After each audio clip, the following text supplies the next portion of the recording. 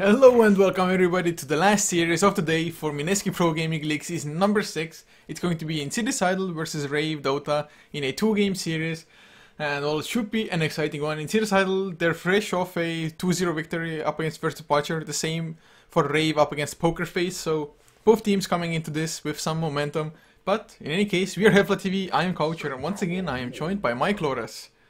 Yeah, we just saw Insidious play and take pretty convincing games over First Departure. It's not exactly the easiest matchup for Insidious, but they got through it pretty convincingly, and well, Rave winning as well. So Centaur Warrunner is going to be the pickup, and we saw Rave do this yesterday, I believe. It was just Chrissy, Centaur Warrunner, stomping all day long, and well, they actually banned themselves from getting a Terrorblade, which is something that they've been getting, at least what I've seen of Rave, quite a bit. So we're going to open up with Centaur. You can't really go wrong with that. We'll see what Insidious Idol want to do. It seemed like Insidious weren't really willing to run anything too crazy, but still, it's a possibility in this new patch. It definitely is. I mean, Rave, I do believe the 2 games we had yesterday of them, Centaur, Vengeful Spirit, were the first 2 picks in both games. So, might see more or less the same. And like you said, Chrissy Centaur, it's just the hero he plays so damn much. Even up against Poker Face, he just now played Centaur, so it's a hero that they value so highly to get it as first pick every single time, more or less. But Insidious Idol, I mean, I guess even the Lycan is still in the pool, but there's only a handful of teams that really still play the Lycan now after those nerfs. Well, they're going to go with Skywrath Mage as their first pick, which is what they opened with before. I believe was also a Brewmaster, if I remember correctly. Not available now, but Skywrath Mage is still going to be your solid support hero. And really, he's going to be like that, I feel like, for the duration of this patch. He still does his job very well, and his job is to do lots of damage to one guy, as well as offer that very useful silence. So, silence not the most relevant versus Centaur, but certainly if you're going to be focusing him at all, Mystic Flare is one of the best ways to do it. So, both sides are going to start out with overall very high damaging, pseudo-aggressive heroes, but certainly it doesn't have to remain that way if they decide to deviate into more pushing or even just a very hard farmer later on. Yeah, they can definitely go for it, man. If any, or the last series for Insidious Idol, if it's any indication, they will go on the aggressive, just start roaming around with the supports early on, setting up kills, especially in the mid lane, just making the enemy mid laner's life a living hell. But the draft is actually a lot slower than to what we're used to. I mean, I think like 90% of the time, the first 2 picks just happen pretty damn fast, but what are the options for them? I guess Doombringer, even if Faceless Void is potentially a pick, but they go for a Bristleback. That's a hero that I really didn't have on my list there. Yeah, it's a hero that is still being picked and played, however, not this highly.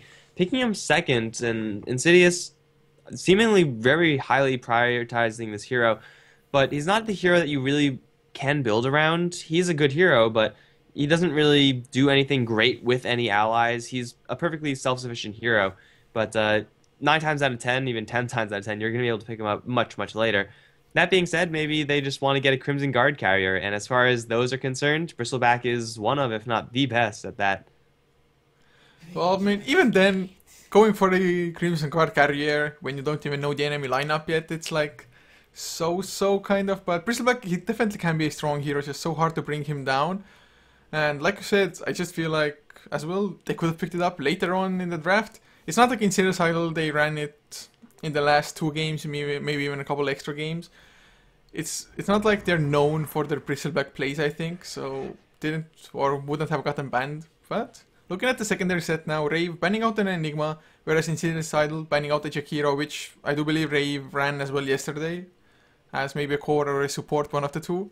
Oh yeah, they ran the core both times, and don't gank a Jakiro, that's where it came from, right yo? Yeah, that definitely happened, and unfortunately, Royer isn't going to be able to play his Jakiro in this game, and I haven't actually seen him play any other heroes, so I can only assume that they're going to be just as good as his Jakiro, but Vengeful Spirit Centaur is going to be the opening, and we saw how well that worked out for Rave yesterday, and it was just devastating. That being said, the combo is not as good against Bristleback. You really want to be able to burst people down within that duration of the host stomp and then double edge. Bristleback would survive that eventually once he gets his points in the Bristleback, and even especially if he gets that Crimson Guard giving him that insane survivability. So Insidious with this Bristleback pick is going to mean that Rave are going to struggle to actually do the damage that they really want to. But regardless, they're going to go for very high damage heroes. So maybe they'll be able to cut through the Bristleback's survivability after all. Minus armor definitely will help out in that regard, just getting the wave of terror.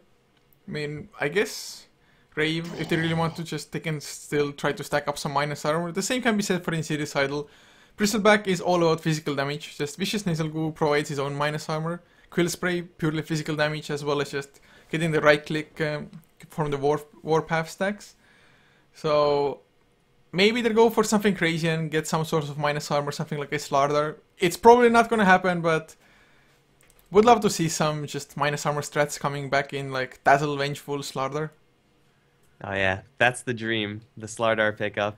It's ugly as hell, but it'll do the job against Bristleback. Even though he may have that flat percentage reduction, even against a DK, you gotta tear through that Dragon Blood somehow. It's looking more and more appealing as Insidious pick up two extremely tanky heroes. At this point, do you think Rave are considering going truly off the rails and picking up one of those percentage-based heroes, someone like a Necrophos even, in order to deal with these very tanky heroes? Actually, Necrophos is a hero that they could go for. It's a pretty valid point to bring up as well. Just when there are tanky heroes up against you, you just go for the percentage base. And Necrophos is definitely one of the better heroes to choose for that. As well as the ultimate. It's so damn strong, just increasing the respawn timer, and with the Aghanims, just making it so that he can't buy back either. It can definitely be a strong pickup. As well as just getting some pretty good sustain for their own team fights as well. Just the Death Pulse.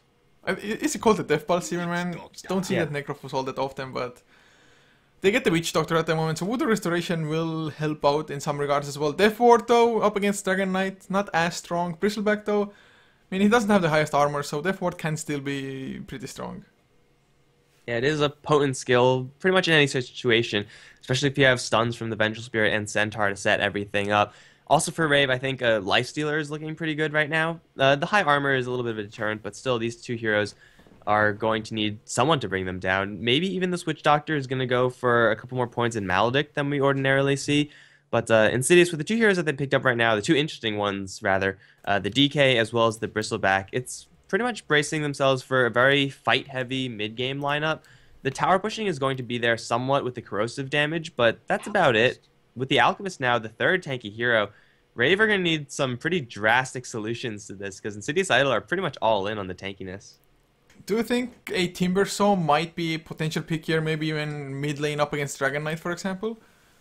Oh yeah, I think that's for sure going to be in Rave's repertoire, because Timbersaw is great against these really tanky strength heroes, and the fact that they're all melee means that they're going to be hit by multiple skills, or they should be getting hit by multiple skills. So if you want to do damage, then Timbersaw is your guy, and that true damage is going to cut through Dragon Knight like a hot knife through butter. So I think Timbersaw is probably the best pickup for Rave right now. It'll make the lanes a little bit weird, but I think they could run with it.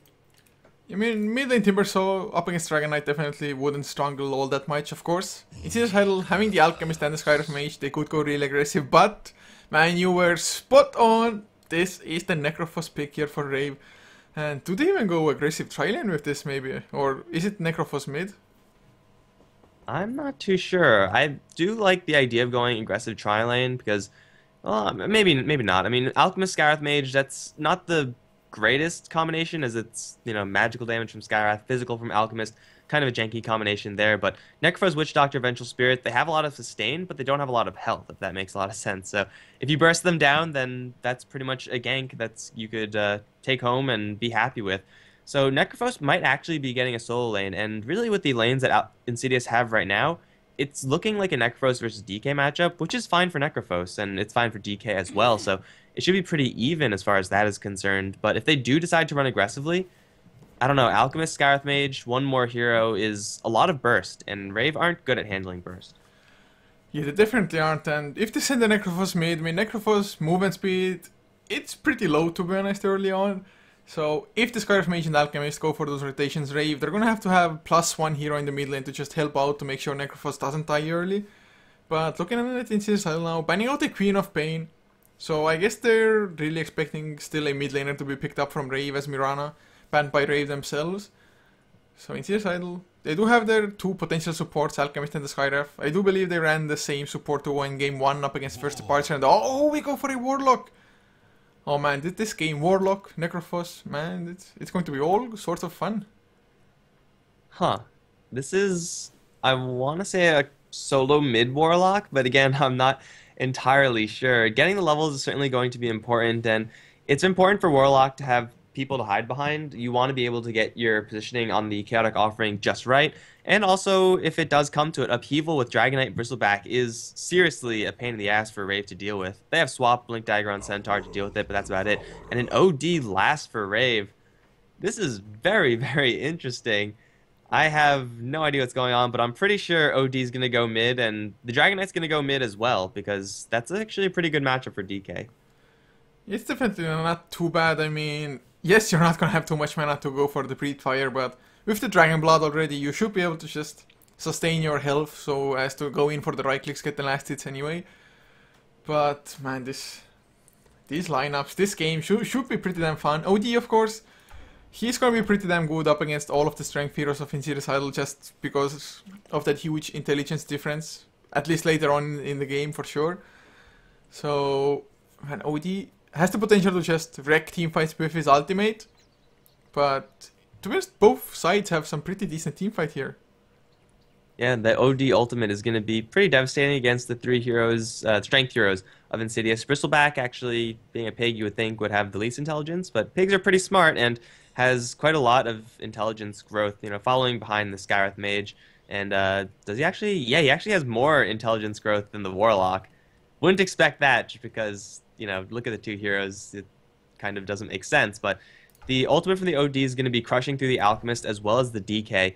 And the pure damage from the Arcane Orb is also going to be a fantastic tool that Rave have to deal with. That, in combination with the Necrophos, who, whoever drops down half HP, bam, Reaper Scythe, they're pretty much screwed. Rave have, in the end, gotten themselves a pretty good lineup to deal with the tankiness of Insidious. Plus, the Arcane Orb, pretty sure they do the extra damage to Chaotic Offerings, unless that's been changed. It's a fantastic counter. Yeah, definitely. So, in that sense, the Arcane Orb, or overall the OD pick, definitely not a bad pickup here. Even just being able to defensively Astral Imprison somebody up who gets the Mystic Flare on top of his head, for example, can be of great use here as well. So, as we are paused anyway, I guess we can just introduce the lineups. As for Rave, Cheo will be playing on the OD, leaving Ninja Boogie on his Vengeful Spirit, Rior playing that Necrophos with Cast on the Witch Doctor, and Chrissy will be the last one on that Centaur Warrunner. And on the Insidious side, we got Peloson playing the support Skywrath Mage. Shagasaurus is going to be handling the Warlock, with Chu playing the Bristleback Ysera, playing the very appropriate Dragon Knight, and Chivix is going to be handling the Alchemist. So, yeah, going back to the lanes of Insidious, I think it's going to be mid Ysera, as that's what he's been doing for the other times. Is this going to be just a regular solo lane Bristleback, or and then have Warlock, Alchemist, Scarith Mage, because even though Alchemist, Scarith Mage are pretty potent, Warlock doesn't really like being in a tri-lane, and he can't really contribute if that's the case. A Bristleback tri-lane can be extremely strong, to be honest, and actually they have, I think, 3 solid enough solo laners, so they go for a tri-lane to begin with, maybe try to set up some early kills and then just have the supports roam around constantly. But as Shagasaurus is heading towards the bottom lane, as is Chibix and Poloson, I guess they will have that Warlock tri-lane after all on the bottom here, leaving Chu on the Bristleback to just be on the safe lane. I'm not too sure how good it is, as Ysera is having some lag now, so he has to pause. Oh, Ninja Boogie, just some shots fired, don't know.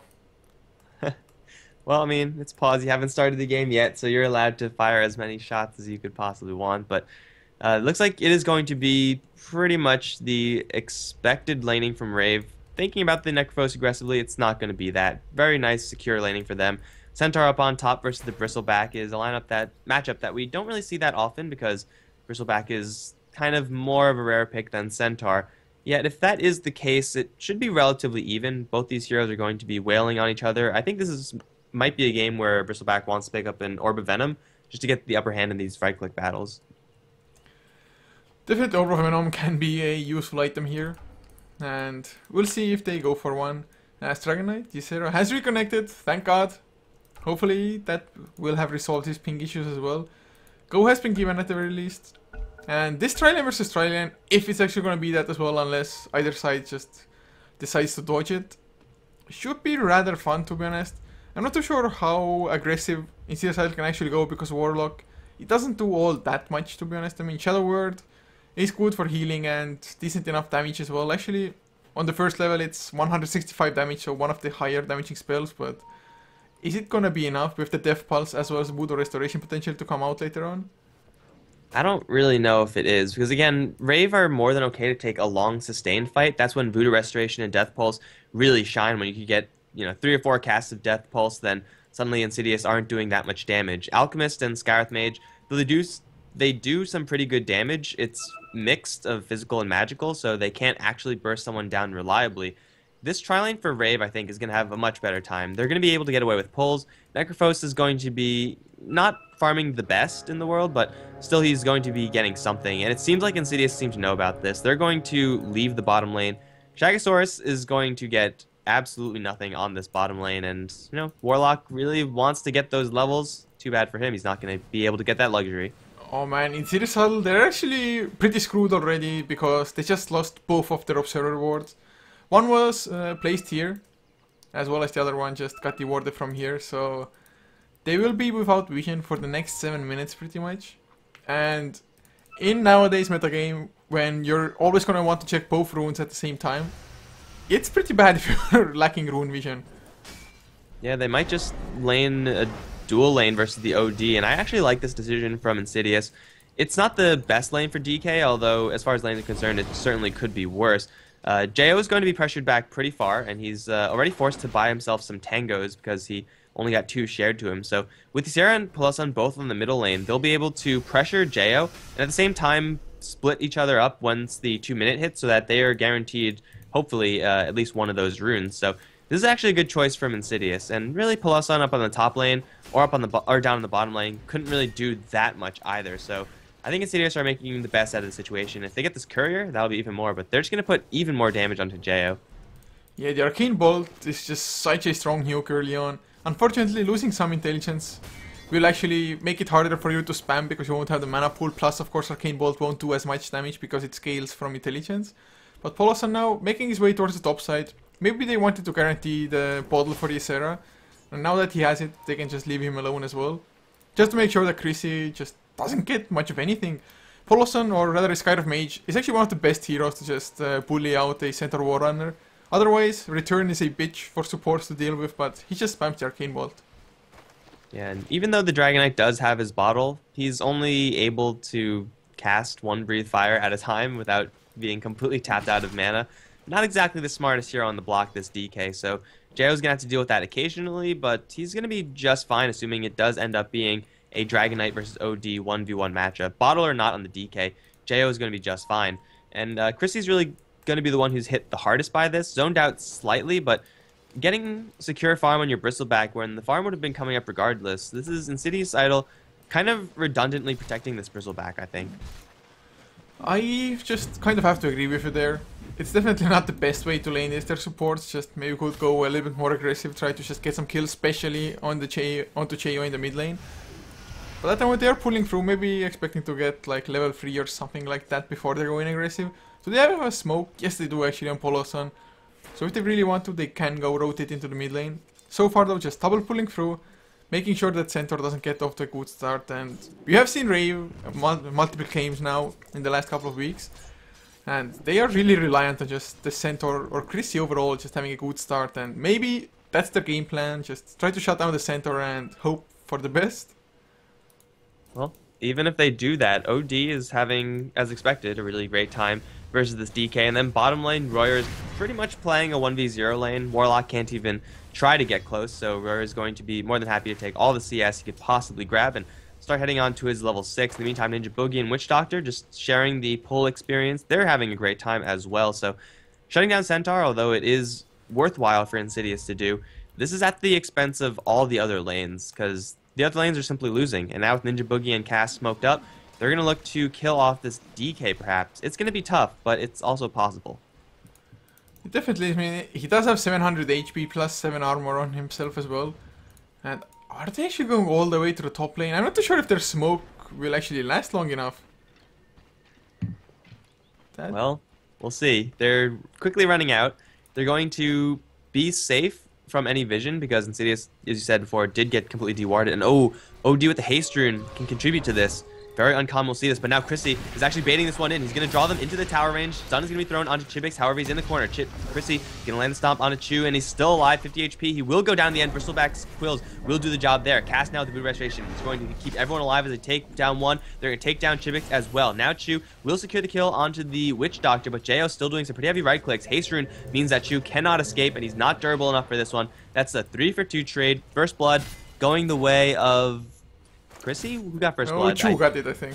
Okay, so Chu got first blood on Chrissy, so overall it's actually pretty even, but bottom lane, more action. Royer might be the trade, equalizing the kill score 3-3, and yeah, he's completely stuck. He's going to try TP out, but I don't think that's going to happen. It might happen. Damage, not there, and he gets to live. Wow, 3-2 is the final kill score. Man, actually him getting that 1 tree down here, getting it a little bit deeper to the trees, just made it so that the vision wasn't really there, and I don't know how he escaped, or well, I know how, but that shouldn't have happened really. So nice escape there from the Necrophos, and actually building for a fast mech as well so far. Is number 2 as far as last hits are concerned, actually sharing the place with Chu, who is also going for a mech. So both stage lane farmers going for the similar item build, but to be honest, a just free farming Necrophos is a pretty scary thing if you ask me. Yeah, but even though that is the buckler, ordinarily we would say mech, but with the mech changes, not too friendly to the Bristleback, who is strapped for mana mid lane. Hold on to that thought, though. It's going to be a stun to Poloson. Stun back onto Jo. He's going to try to put himself in a bubble, but he won't be able to make it happen. Cass is going to bounce it through as Cass does arrive. They're going to try to go for Chibix. It's not going to be enough. They actually do get the magic missile off, and he will go down in the end. That's a 2-for-1 in favor of Rave, but losing their OD in exchange, not sure if that's entirely worth it, as DK does manage to slip away. What I was going to say, Buckler does build into Crimson Guard, and both of these heroes, Necrophos and Bristleback, can do pretty well with that item. That's true. I mean, I guess Necrophos most likely will still go for the mech, whereas Bristleback actually might go for the Crimson Guard.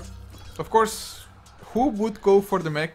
I don't think Warlock really wants to go for it. Just rush out the Aghanims if you can. Aghanims into Refresher or probably the best choice. As Ysera in the mid lane might be in some trouble if Jo just goes for the Astral Imprisonment. They will buy enough time. Actually, never mind, Ysera gonna run into Ninja Boogie. He has a double damage rune. Magic Missile comes out as well, Ysera. Activates his Elder Dragon form. I'm not too sure even why. Just extra movement speed, I guess, is necessary to escape there. I thought at least gonna go for the Dragon Tail onto Ninja Boogie or something, but he does make it out. Well, either way, it's Ninja Boogie with double damage rune putting some serious hurt onto a DK. Only 1 point in Dragon's Blood, and he actually doesn't have a Stout Shield or anything like that. So he actually did get the Dragon form forced out, but he's going to make something happen with that regardless. They're all going to group up on the top lane, and Rave are going to know that this push is happening. Can they do anything about this? The rotating cast, as well as Ninja Boogie up here, and Chrissy has level 3 double edge but no stampede. if they don't teleport any more people up here, I think they can't defend this tower. Well, Cast is hanging around, Ninja Boogie is there as well, but unfortunately they don't have their ultimate yet, and Chivix, he's just trying to tank things up. Ace spray down, channeling his stun as well, Ninja Boogie, he gets slowed Cast, his silence up taken out almost immediately, Zero though, down to half HP, he goes down, Double H makes damn sure of that.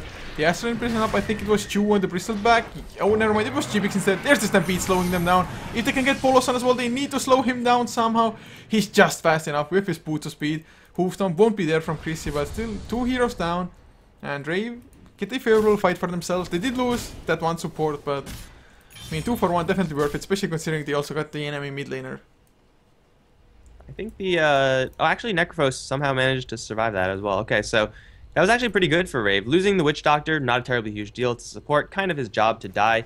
And crucially, the Centaur did manage to survive all of that, so now with Tranquil Boots, he's going to be working his way towards a Blink Dagger.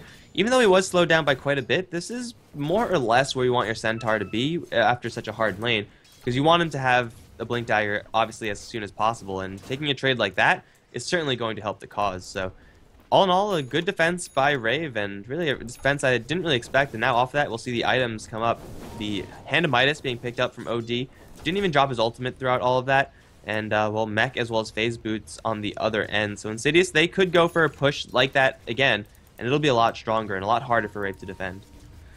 Yeah, it definitely will. I mean, the Mech just makes such a huge difference, all in all.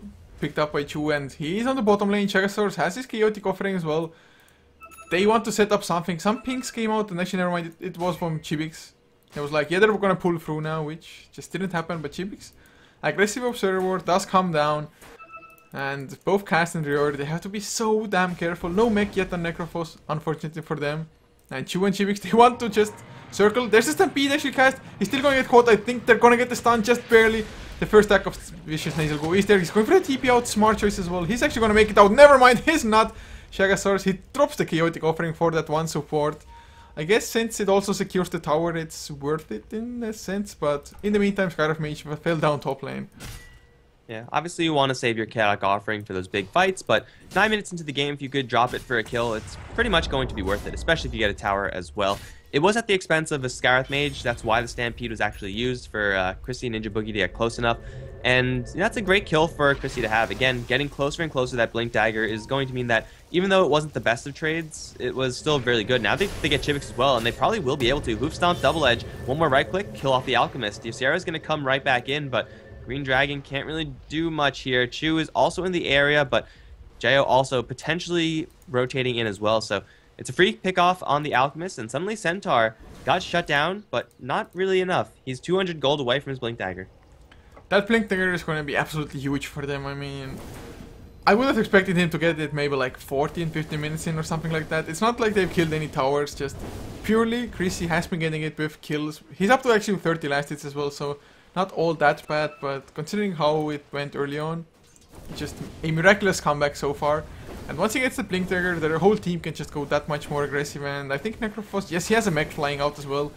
A little bit low on the mana side though. I mean, Death Pulse itself already, it just takes up so much of your mana, and your intelligence pool isn't all that great. But actually, never mind, I completely forgot that they're teamed up with an OD who has the Essence Aura, so it should make it a lot easier for them to just sustain their mana. Yeah, Death Pulse Essence Aura is legit, and Jayo now going to take a hit with the Mystic Flare in the middle lane after the Alchemist stun. He does save himself for a couple more seconds, might drop the ultimate off this, but I'm pretty sure he's just dead. Breathe Fire is going to kill him off.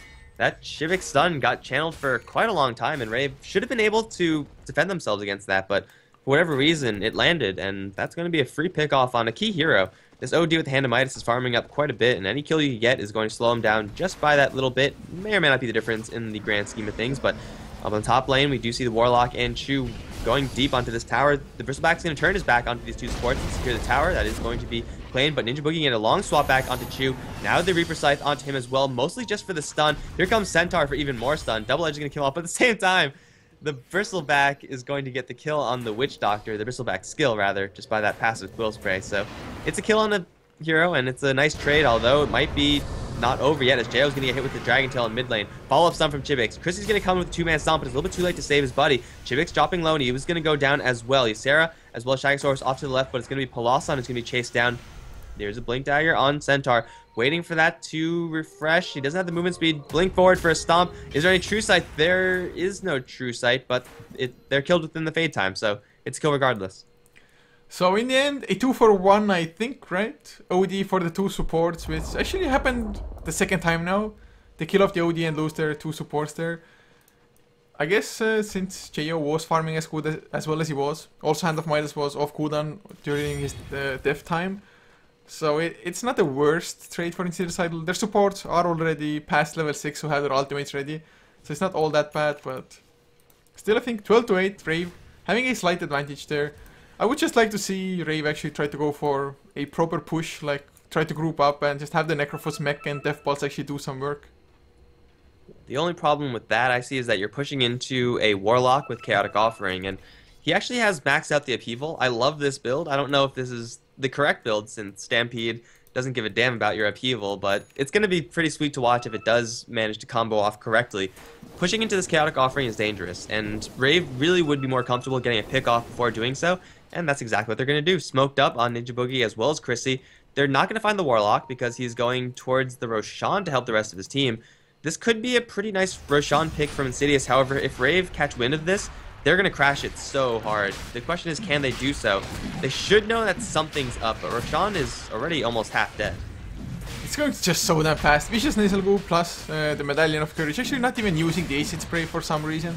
Maybe they're afraid that it will give some sort of form of vision. No, never mind. Now they're going to use it, as Roshan is pretty much dead anyway. So extremely nice snipe and Rave. They might not even get anything out of this. Usually it's like at least one tower falling when the Roshan goes for the enemy team, but at the moment they're just smoking up. I'm not too sure if they're gonna make it to the top lane though. Chu immediately gets Astral imprisoned up, but more TPs are now coming in. There's the Hoofstorm, catches Chu as well. They need to get it in the front. There's the Chaotic Offering. Chu somehow still alive. Has the Aegis popped immediately. There's the Sanity's Eclipse as well and Stampede just to get out of the upheaval. They should be safe, I think. Ysera might catch them though. Gonna pop his dragon form, find Chrissy. Dragon Tail is there. Magic damage onto him is gonna be huge. He gets saved by the OD only for a little while. In the meantime, Ninja Boogie still on the back end is gonna be causing some distractions of Jo as well as Warrior, both pretty much untouched. And now the Death Ward being channeled will kill off Chu with the Reaper Scythe doing the deal there. The Warlock Golem's the only one left. Warlock does pick off the Vengeful Spirit in the end, 2-for-1 as Chipix comes from the side, cast, taking a lot of damage. However, Chrissy is right back in this with a 2-man hoof stomp. Still Royer and Jo are just laying down the beat, and now Jo's finally gonna get stunned up, but it might be a little bit too late. Upheaval's gonna be channeled from Jagosaurus, but I think Jo and Royer are okay with just standing and fighting. In fact, they're gonna kill off Jagosaurus now. The Force Staff out from Jo is not going to save him. Casts heals not enough as Royer still at full HP. Chrissy is regenerating in the background. He's going to jump in once again and get yet another kill. That could have been such a better fight if Insidious were focusing the OD and the Necrophos, but they were just ignoring those two heroes, and that's so dangerous. I don't see a kill recap popping up, but I think that was just a 2-for-3, maybe a 3-for-3. I would like to say 2-for-3 as well, but Rior actually might go down here as well. He does get the Death Pulse off before. Chipix dropping low, but the Mystic Flare will make damn sure that Rior will go down. So just hanging around for a little bit too long there. Definitely underestimating the just pure damage potential of the supports. And now we have that recap. I guess the recap knew we were going to have one more kill. But all in all, XP rather even. 400 advantage for Rave. Gold, about 600 difference as well, but of course, Rave, they also got rid of the Aegis, so still slightly favoring them. Yeah, Necrophos, if he didn't go down there, I would have said huge wins for Rave, but now it's just a moderate win for them. OD dying, not exactly the best scenarios, and same thing for the Necrophos. Chrissy's getting more and more farm on the Centaur Warrunner, so he's going to be happy with that situation, and the fact that Centaur died is nothing to sneeze at, as he is going to go straight for that pipe, and after that pipe, there's going to be a lot of stuff to block from Insidious. There's definitely a lot of physical damage still, but Pipe is going to get its value, at least enough value to make it worth it. Smoke up from Chrissy, Ninja Boogie, and Cass, and they're going to run straight into a poor Alchemist. All he wanted was a bounty rune. Instead, he's going to get a Death Ward, forced swapping back Colosson as well. It's actually going to be a 2-kill instead of just 1, and now they could actually go for a push. Yeah, Ninja Boogie is actually most of the time using the swap pretty damn nicely for their team. It just goes to show that he's played so much Vengeful Spirit that he just knows the openings most of the time, realizes when he can go for it. And they will get the tier 2, or tier 1 rather, on top of this. But in the meantime, Ysera actually picks up a Blink Dagger on the Dragon Knight. The first major item after finishing up the power threads. I mean, it's definitely going to be extremely good for the initiation part of it. But is he just chomping into his own death potentially there? I think even if he is, it's a necessary evil that he has to face because Insidious, they don't have any initiation. Every single fight that they've started, they've been on the receiving end of like an astral imprisonment from the OD or a blink in from the Centaur. And being able to blink in with the Dragon Tail is an extremely reliable and fast way of starting a fight. So even if Dragon Knight goes down, it's something that he has to bear with. And I think because this Blink Dagger pickup, it's almost certainly going to be a BKB for him next so that he could blink in and actually survive. So Ysera is going to be a little bit vulnerable for a little while, but he'll overcome that soon enough, especially if he just gets a little bit of farm. And if he gets this kill onto Jaya, who's currently in a little bit of trouble, already used Force Staff, but the Stampede is out, and OD is going to be pretty safe from this. Well, Ysera with Chibix, they're still on the hunt. Smoke still lasts for a little while. I mean, they have level 2 Elder Dragon form from Ysera if they really want to fight. They do have the Chaotic Offering. Unfortunately, 130 gold away from the Aghanim Scepter. Could be so much better, plus Chaotic Offering still being level 1. But it should be a disruptive enough force in a team fight for them to actually be able to claim a fight. But of course, Necrophos in the meantime working towards his own Aghanim Scepter, about 1.4k off. And once he gets that, just nobody can really afford to die all of a sudden, because if they do, there won't be a buyback, and it's going to be just a crucial part for Rave if they finally start to just push high ground, for example. And even if the Warlock does pick up his Aghanims, still Jo is leveling up, and he only has 1 point in Arcane Orb thus far, so his damage is still pretty restricted as far as what it could potentially be. The Arcane Orb does do that bonus damage versus the Golems, and if he actually has the time to right-click them, it's going to be 2, maybe 3 shots in order to kill them off. So it's pretty much the best tool that you could possibly ask for in order to deal with that, outside of just a Diffusal Blade, which I don't think is going to be what Rave are going to be looking to pick up. Maybe Vengeful Spirit later on if she finds herself with a ton of gold, but that's unlikely. Looks like they're going to smoke again, and they're going to look for initiation up on the top lane rather. There is going to be a pretty nice Insidious angle right here as Sarah does get initiated on Ninja Boogie. Chrissy's going to jump in with a one-man hoof stomp, but the cast is going to fly into Chrissy as well. And now swap back from Ninja Boogie. He's going to give up his life after throwing out a wave of Terror of Warrior. Jo as cast, all getting hit with the stun and the upheaval as well. Stampede, where's the Stampede? The Mystic Flare is going to land on everyone. They're all going to die. Jo's going to put himself in the bubble, save himself for a little while, but now he's trapped within everybody, and he's going to go down as well. That angle was just so good for Insidious and Rave. The Stampede was too late for whatever reason, couldn't save anyone. I think they used the Stampede actually just as the first initiation happened onto Ninja Boogie, as well as Chrissy himself, so that was so damn bad for Rave, losing 4 heroes like that. And on the fight recap, just huge swing in XP, about 5,000 gold as well, 3.5, plus now the tier 2 also fell down, and I'm not too sure that they're gonna save the tier 3 here. Oh man, just what a fight for Insidious Idol to take. These double Warlock Golems are going to put some serious hurt on this tower. Chrissy off to the side looking for potentially initiation, but even if he does go, he's not going to have that much backup. He's going to land one stomp on the Chibix, and now the upheaval is going to deny anyone in advance. The Necrophos is going to respawn, but that's about it. They save their tier 3 tower, but they take a crippling defeat there, and in 90 seconds, I'm pretty sure Warlock is going to look to do the exact same thing. The DK, he bought up an Ogre Club, so the BKB is en route, and Bristleback will soon to have a pipe. These big items are coming up from Insidious, and really Rave, they just need a little bit more time. Necrophos isn't tanky enough right now to really survive, and OD isn't doing enough damage either, so they need to buy themselves time somehow. I don't know how they're going to do it. They need to get more smoke ganks off, but I'm pretty sure they don't even have smokes available, so it's going to really be a struggle for Rave moving forward for the next 5-10 minutes. They just took a really bad fight there. I think they could have just left the Vengeful Spirit to die there, really. I mean, Chaotic Offering was already used, or never mind, it hadn't been used quite yet. And they just grouped up themselves here. Just literally went to the chokehold, and all of them got Chaotic Offering. Plus, of course, a really nice upheaval on top of it. Poloson, though, might be in some trouble. He can't make up his mind on which way to run, and never mind, they're gonna blink, stun onto Chibix instead. Is he gonna be tanky enough? He doesn't get his Chemical Rage off quite yet, finally gets to activate it. The swap comes back as well, he's still alive. There's the Mystic Flare onto Ninja Boogie. Upheaval to slow down Chris. He's going for the TP out. Do they have any stuns? No, they do not. But still, they were the ones ganking, yet they lose a hero. This Alchemist is mad tanky. He's got the Vanguard damage block, has the Medallion armor as well, and once he pops off the Chemical Rage, his regen is through the roof. He's going to be most likely going to be going for the Crimson Guard for his team. It's going to be just another tool that helps them bust up the high ground. And they get to pick on the Vengeful Spirit, and off of that, they're going to cascade right into this next tower. Tier 2 is going to be not long for life, as Rave probably they can make a defense, although it seems unnecessarily risky. They're going to let this one fall, and the pings are out for a defense of the tier 3s. So Rave, they are going to sack this. They get a tower up top, but it's a tier 1 for a tier 2, and I don't think they can get anything else. Yeah, I highly doubt it as well, and to be honest, Insidious, if they really want to, they can even keep on pushing. Level 2 chaotic offering with Aghanim Scepter. Pipe is finished as well, not flying out quite yet, needs the recipe from home. If they had a pipe, I mean, they pretty much have everything finished. Chibik's gonna have his Crimson Guard soon enough as well. And never mind, they don't care about the next set of items. They go in, blink, they get the stun on Rior, Mystic Flare on top of his head. Can they get the Necrophos? Nice Astral Imprisonment though. From Jo saves his teammate's life for the timing. Stampede comes out, they need to get a good stun, but the silence onto Chrissy.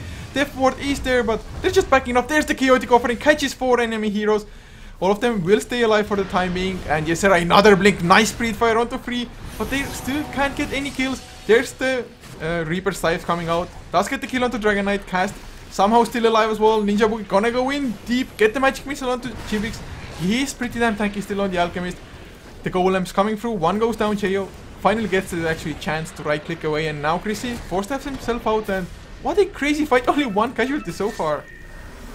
And now Shagasaurus once again with the upheaval, Magic Missiles and Stuns gonna be heading down towards Chu. The cask is finally gonna bounce down towards Shagasaurus and over to Chibix as well. Where's the Blink Stomp? It's being cancelled by the Acid Spray, but they're going to wait for it.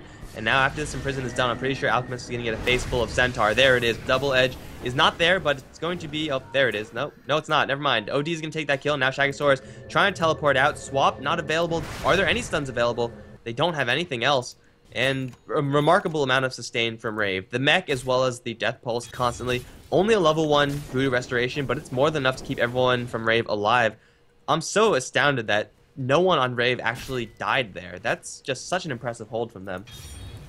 I have to agree with you there. I mean, the chaotic offering was pretty damn nice, but of course, the golems were the closest things to the enemy heroes after that. And the upheaval, he did get it decently enough, but Ray were able to just get out of it with a couple of 4-staffs and just being far enough from the initial cast point. So extremely well fought by Rave, just playing with the high ground advantage there. Not going to the low ground and just giving themselves away or anything. And also now BKB finished on Jo. He still has his ultimate ready. Although Ninja Boogie coming out of the Roche Pit, actually de-warding. Oh man, you are so dead. His life for an observer. The rest of his team is coming right behind him. Stampede is there as Roshan does spawn out. Christy in the meantime getting hit with Mystic Flare. This time doesn't get saved by Jo, who's instead of the BKB trying to right click for all he's worth. Royer also being focused down, does get the mech off, and the Death Ward onto Chibix will kill him off in the end. Christy and Ninja Boogie still very weak, but the Death Ward still being channeled right into the face of Chu. Jo in the meantime is going to secure everyone off to the side as the DK is forced to blink out. That was a full channel of Death Ward, level 2, and you have to respect that. Also, Chrissy, with that Hooded Defiance, withstanding all of that magic damage. Rave, they've pretty much turned this game almost completely around. Yeah, now they hold a pretty nice golden experience lead, and they're going to take Roshan as well. The sustain and the survivability from Rave is pretty outrageous. It definitely is, I mean, just Death Pulse, which is pretty much endless because it doesn't have to worry about mana as long as Jo lives or is close by for the Essence Aura. And looking at the graphs now, as they, I think, have almost fully updated, about a 4,000 gold lead all of a sudden once again for Rave, which used to be zeroed out after the last fights. Also XP 7,500, all from those 2 last fights. And the funniest thing is Ninja Boogie, he didn't even die there. He went for the Observer Ward, almost got caught, but nice Stampede usage by Chris just to make sure that they will get close enough, fast enough. And this will mean that the pipe will also be finished on Chrissy in only like 80 more gold. So they will have even more sustain for the next fights. Insidious, they have pretty much everything that they need to take these fights, but the positioning is just not really benefiting them. The fact that they can't burst these heroes down is really, really detrimental because, as I said, this long-term sustain of Rave is really where it comes in. If you burst them down, then they're going to be screwed and they're probably going to be losing that fight. But if you can't do that, then BKBs come up, the heal pulses come up from Witch Doctor as well as Necrophos. And Insidious, their burst damage actually isn't that high. Refresher Orb from Warlock is certainly going to help, but he only has the Perseverance in that. It's still a very, very long ways off. So Insidious, they're now pretty much on the back foot. They're still more than capable of taking these fights, though, assuming they get burst down onto one person. Scarith Mage suddenly is one of the most important heroes from Insidious in that regard. I mean, to be honest, I think Scarith Mage has been doing a pretty decent job overall in this game, just getting some nice ultimates. Last time around, almost just had enough to kill off Centaur with the Unstable Concoction to set up the Mystic Flare. But at the moment, oh, Polosan coming in from behind, just placing down an observer ward as they are losing the tower. Not much they can do about it. But in the meantime, they're split pushing two different lanes at the same time. And I'm not too sure if it's the best choice, because if one of them gets picked off, they're once again just completely screwed and can't do anything. Well, they're not going to get any objectives aside from the fact that they did force Rave back.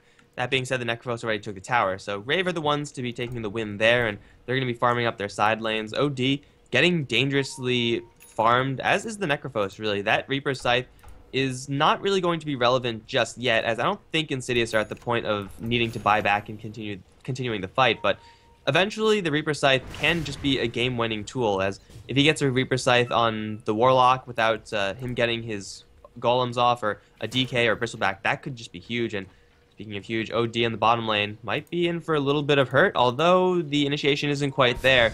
Concussive shot, not going to do it, and where's the DK in all of this? He's over in mid. Well, DK, speaking of him, he does have his BKB finish, so definitely will help out, but both of them are actually never mind. Cheo was forced to use it in the last fight, so he's down to 9 seconds, but still should be a long enough duration, to be honest. Plus, has the Aegis, of course, as well. I would still like to see him carry a TP for himself, but probably gonna get it from the side shop now, and they are all grouped up.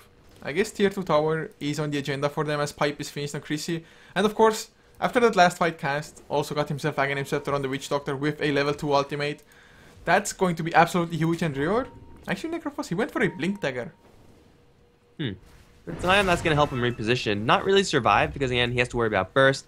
But as long as he could stay on the fringes of the fight and wait for the Chaotic Offering to drop and then go in, then the Necrophos is going to have a much better time.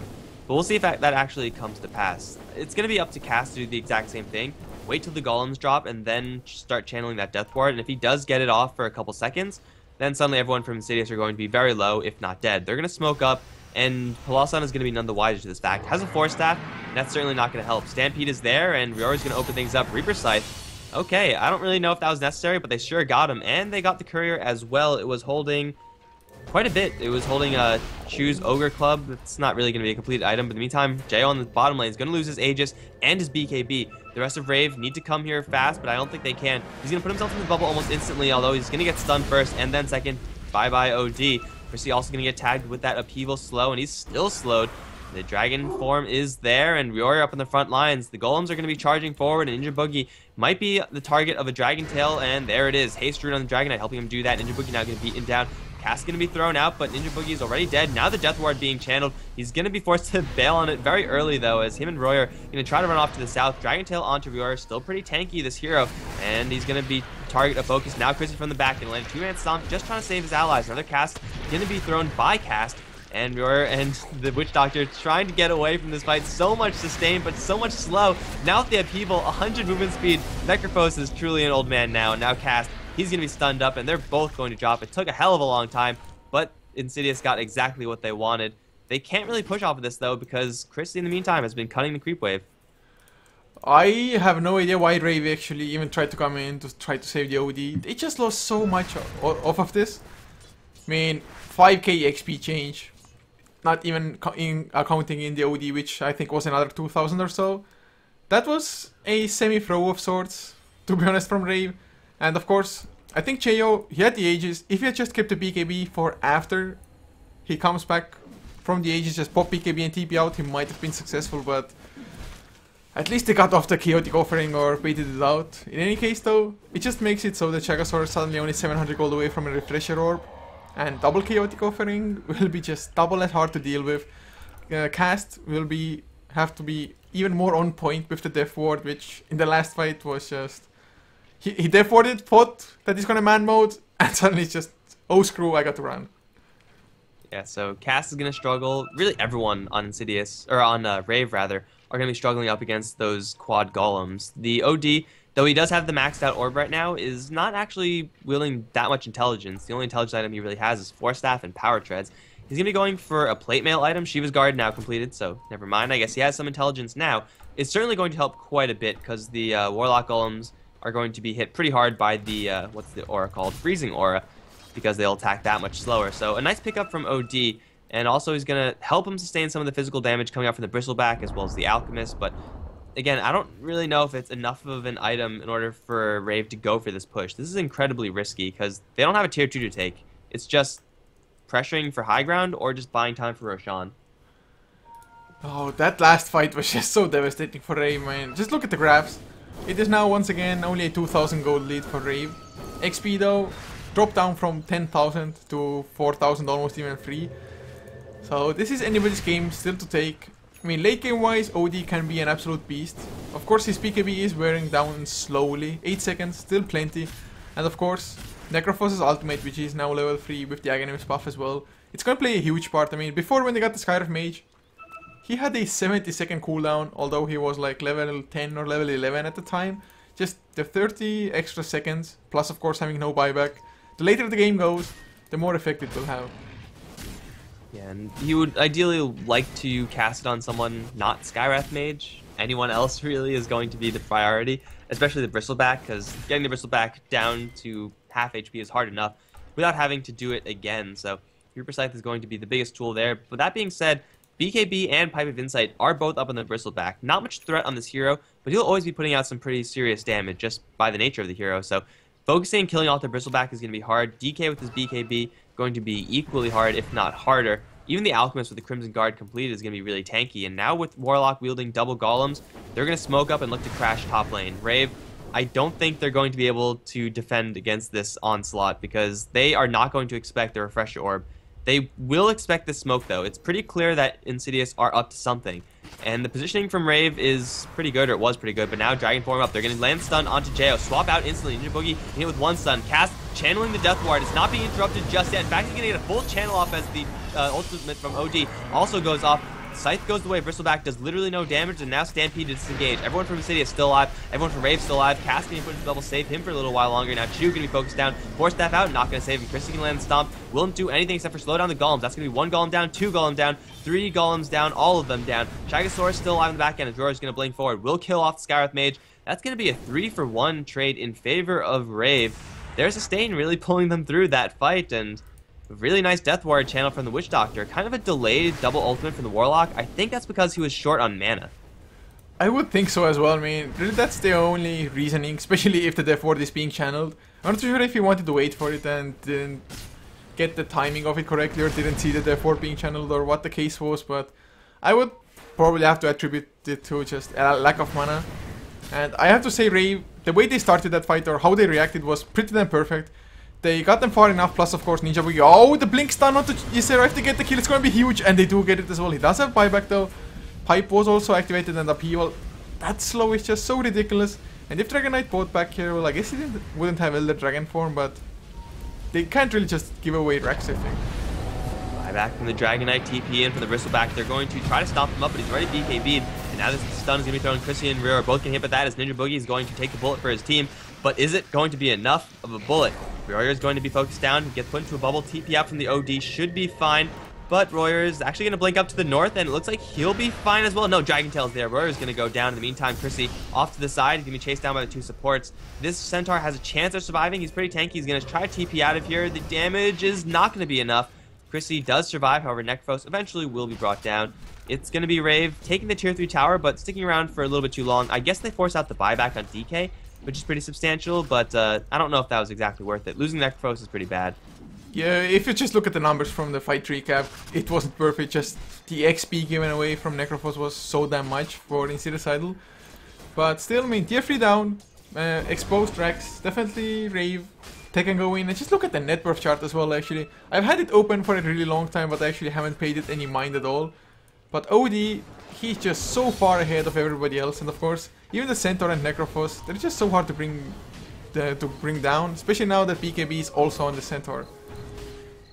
Yeah, these two heroes are going to be pretty large juggernauts moving forward. The Hand of Midas has been on OD for quite a long time, and we haven't really mentioned that since he actually picked it up, but he's been getting quite a bit of gold. The Shiva's Guard pretty much 100% due to the Hand of Midas, and now the Roshan is going to be attempted from Rave, or from Insidious rather. Rave is going to stampede their way in, stomp at Shagasaurus. They need a Reaper Scythe onto this Warlock because the Golems are going to drop soon enough. It's stun being channeled, thrown onto Cask with Jay on the BKBs on the front lines. He's gonna get stunned up by the golems, but not taking that much damage. Chibix is gonna be the first one to drop. Necrophos still down, however. Ninja Boogie as well as Chrissy trying to kill off Ysera as the Death Ward being channeled by Cask, literally hitting nobody. As Ninja Boogie still playing around with Ysera. Roshan is not dropping fast enough as they're going to initiate and finish off Colosson. No, the orb mischance at the high ground. Gonna buy him a little bit more time, but not enough. Now secondary golems dropped into the Roshan pit. Cass is going to be the one to be sitting in that. Now Maledict onto everyone. Ninja Boogie's going to come in from the side, kill off the Warlock, and suddenly it's only Chu and Ysera in the pit available. Dire going to pick up the Aegis and the Roshan, but they're going to use that instantly as Jo is going to drop down. Chrissy also not looking too healthy. Reaper Scythe Thunder Chu won't kill him off. He's going to cheese up and be just fine. Suddenly Royer is way in over his head. Cass doesn't have enough mana to support him. Cass is going to be bouncing through, but Royer's going to get beaten down by his golems. That's going to be 4 down for Rave. And that could have been so great for them if they jacked the Aegis or cheese or anything, but they got nothing out of that entire exchange. That was just absolutely horrible for Rave, to be honest. It looked so damn good. I thought they're just gonna go into the Roche pit and clean things up, but Warlock still had his second ultimate ready. He was actually waiting for it. Plus, I think Rave made a huge mistake actually staying into the Roche pit. The double golems, they had the remolation do work. The right clicks just coming in as well with the fists. And suddenly, Cheo died, as did Chrissy. And the funniest thing to me, to be honest, throughout that entire fight was that Ysera, he did nothing at all to Ninja Boogie. I mean, a mid lane Dragon Knight, you would expect him to just completely wreck a support Vengeful, but Vengeful Spirit, he was just man-fighting him. Yeah, Dragon Knight is not actually holding that much damage. He is very, very tanky. He has 33 armor, which is huge. Now in Assault Cuirass, so he's actually able to do some damage, but these heroes from Insidious, they're really bulky, but don't do that much damage. So it's going to be mostly in the hands of the Warlock, as well as the Skywrath Mage in order to deliver, while the rest of the front line is being held by the tanky strength heroes. If that could happen, then they'll be fine, but if not, then Rave are just going to have the time of their lives. That being said, Rave are going to be on the back foot off of that. The Reaper Scythe hasn't really been a hugely influential tool. It's been mostly just a stun, because, again, killing off the Bristleback or going through these BKBs is really, really tough for Royer, especially when there's so many Warlock Golems, so many health bars just flying around. The Reaper Scythe is hard to land. Yeah, and in that last fight as well, he was actually so damn close to getting a kill with Chu. I think Chu survived with like 100 HP or something after the Reaper Scythe, and suddenly she's back to full HP, and Rave was just so screwed after that. But Cheo, he has managed to just still farm up enough gold to get himself a Sheepstick. And not only is a Sheepstick good, it also gives you a pretty great amount of extra intelligence. So the ultimates will do that extra bit of damage later on. And in the last 2 fights, I mean, Chibix for one, he has been just getting completely demolished by that Sanity's Eclipse. Yeah, and unfortunately, your Alchemist probably isn't going to be building much in order to resist that. Pipe or maybe BKB later on if Chibix really finds himself with quite a lot of gold, but definitely no intelligence items. So as long as Jo is responsible with his ultimate and doesn't drop it onto anyone with BKB, then he should be fine to do, at the very least, a lot of damage. I'm pretty sure it always gives you that mana drain now. Was that a change? That I seem to think that was a change. Yeah, that it was changed in this patch, I think. Alright, cool. Well, either way, Chrissy's going to be the first one to start the fight. Dragon form is out from Ysera. He's going to blink forward. However, swap out from Ninja Boogie. Now the Stampede to disengage. Chrissy off to the side is going to be occupied. But Jo, man fighting up against Chibix, is going to slowly burst him down. Now Chrissy's going to jump in with a Hoof Stomp onto 2. Jo's going to drop the ultimate as well. And the Death Ward this time will be cancelled from the back end. Shagosaurus is going to get Reaper Scythe down from Royer. Lost regeneration on him now. Jo's, though, going to be focused. He's going to be brought down as Chrissy's going to try to kill off Ysera. He doesn't have enough damage to do so as Cast and company trying to run away from these 4 golems perfectly on zoning duty. Chrissy off to the side is going to be chased down, as will Cast, who will teleport out. Ninja Boogie will also survive. Radiant's Courier, for whatever reasons, in the area, but Royer as well as Chrissy now in a little awkward situation. Ysera's going to blink into the trees, but he's going to die straight after. Heartstopper Aura and Death Pulse is pretty strong, and now Peloson is going to be killed as well. One more Death Pulse, not quite there. There it is. Chrissy off to the side being chased down by a whole bunch of golems, but who else is going to want to go into this cage of trees with Royer? Not a good idea. He has Reaper Scythe pulling down 30 seconds. Blink back from Chrissy. You're gonna land the Stomp on a Chu. Ninja Boogie force-tapping his way forward. You're gonna land the Chain Stun as well, but these golems still being such a nuisance for Rave. They can't go through them. They can't fight into them. And Chu is still alive, chasing down Chrissy, waiting for that Hoof Stomp, though. I think Chrissy could probably turn this one around. He's gonna go through the pipe, and it will be just enough. Ninja Boogie swapping his way into the fight, in fact. And that's going to be a full 5-man wipe in favor of Rave. Do they really only lose the OD? I think everyone else actually did manage to survive. Yeah, it sure looks like it at the moment, and funny enough, there were actually 2 Stampedes going on from Centaur in that fight. At least that's what the fight recaps tells us. That's how long this fight just lasted for. And it's a huge change, especially in XP. It's about an 8k advantage from that fight for Rave purely, and of course almost 4,000 in gold as well. So finally they take a favorable fight, although Cheo, he just got the wreck to pieces after his BKB wore off. Those golems, they're doing so much damage, and thank god Bristleback was the only hero Rave had to deal with once the 4 golems were up and just chasing everybody. If there had been like 1, maybe 2 extra heroes, those golems would have just still kept on wrecking and just probably won inside of the team fight. But we are now 42 minutes in. The gold graph only about 6,000 in Rave's favor. XP also actually sitting at 6,000. So it's not a huge fight. Oh, but they get the hex onto Chibix. They will get the double edge as well. He's still alive. He's gonna get stunned up. Reaper's Scythe as well. 93 seconds without the buyback on the sidelines. Is this the opening for high ground? That's like a death of a level 24 hero with this timer, and he has no option for buyback. I think this is pretty much the best time to try to go for high ground, knowing that the enemy is 1 hero down. Jo does not have his ultimate, but they do have a pipe, and the green is going to light up the screen as they are just going to go straight for the tower. Ninja Boogie can get swapped back onto Shaggysaurus, however, instantly stunned up. Ninja Boogie's taking so much damage. He's going to get bailed out by the rest of his team. Here comes the heals. He's still dropping pretty low. It looks like he will go down at the end, but it's at this nice trade. Death Ward's going to be channeled, not doing much of anything as everyone's already dead, but the Warlock's going to buy back. Has 1 set of golems available, is going to have to drop them. Ysera going to get hexed off to the right as Royer can't really capitalize off of that. Tower at 5 HP, and they're going to be forced to back off. Jo now get hit with the Mystic Flare. He's going to get forced death out. He's going to be fine for just a little while longer, but his BKB is not up. He's going to go down. Ysera now going to get hit with the Maledict, but everyone else from Rave has to run. These Warlock Golems simply too threatening, and Chrissy's going to split off the rest of his team. Royer is going to try to heal him off. Not going to happen, but I think the Centaur should be fine. Has a blink if he wants to use it. In fact, wants to hold it for a re-engage because they're just baiting them in. There's no one in the area from Insidious. In fact, they're all in the top lane.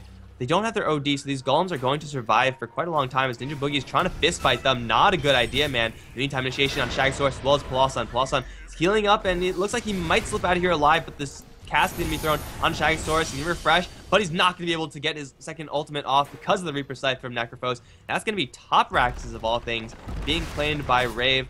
And with no Bristleback, no Warlock, that might even be a little bit more. Ninja Boogie still messing with those Warlock golems, is going to get mech'd up and healed up by Royer's Death Pulse, and the Warlock Golems are finally going to get cleaned up. When the Warlock comes back, he'll have another ultimate, but it's not going to be enough as they snipe off the Courier as well. Not holding anything substantial, only a Void Stone, so not really going to be a game-changing item, but Rave, they can stick around for more. In fact, they're going to go all the way down to the bottom lane and try to get someone there. I think they should just try to take these Raxes. Range Rax is almost certain to fall.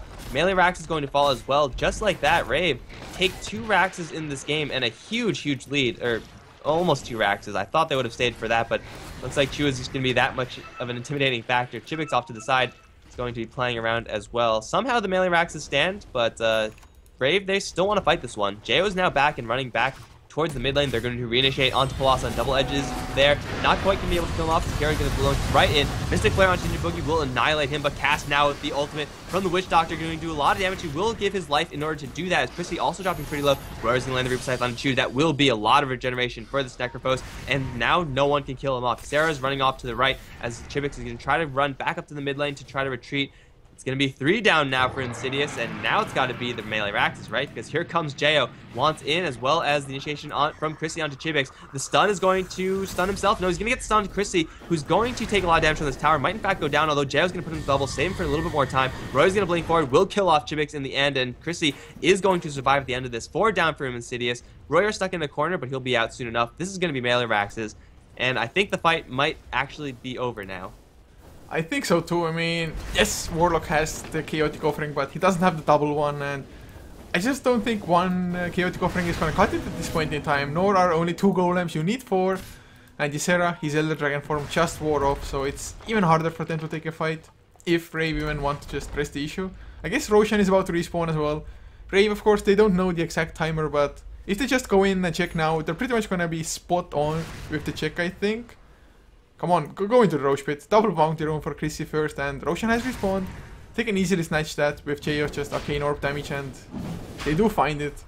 Oh man, this game has been so back and forth, but finally Rave, they have a pretty solid lead. 12,000 in gold, almost 13,000 in XP, and Royer, he has himself a finished Heart of Tarask on that Necrophos.